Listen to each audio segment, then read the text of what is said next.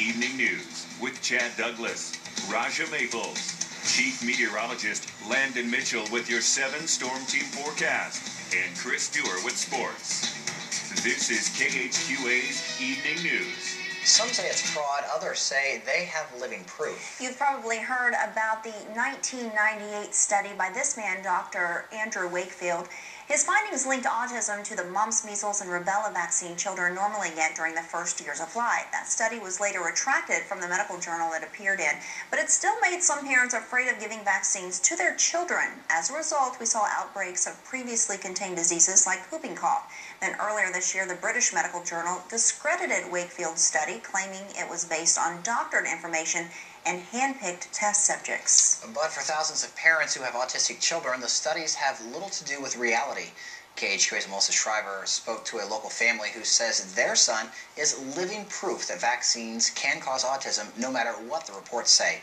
We share their story in this KHQA Safe Family Health Report. He was stolen from us. Caden Linderman suffers from autism, but his parents say it wasn't always like this. Kurt and Kimberly Linderman say Caden was a walking, talking 15-month-old boy when he went to the doctor's office for his shots. They call it the catch-up schedule.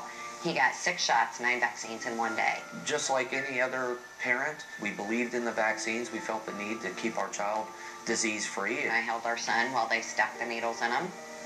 They told us to give him Tylenol, and we took him home. A couple of hours after his vaccines, he started running the fever. Within less than 24 hours, he had exploding diarrhea that incidentally lasted 3.5 years. And he quit looking at me. He quit noticing his surroundings. He didn't even care. He would just sit by himself, scream.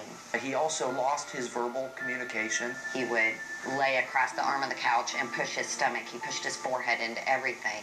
Just a basic failure to thrive, and it was all immediately after the vaccine. At first, we didn't even think about the vaccine. It was so ingrained in us that vaccines were just a normal part of childhood. I took him to the doctor at least twice a week, asking the doctor what happened to him. Where is my son? This is not the same child that I had. Where did he go? After getting no answers, the Lindermans decided to do their own research and discovered their son had developed autism. Caden's story led them down a path of leadership in autism awareness. Through their work with Autism File magazine and Autism One Radio, they've met thousands of parents who share the same story. The Lindermans say the numbers don't lie. In the 80s, 1 in 10,000 children was diagnosed with autism.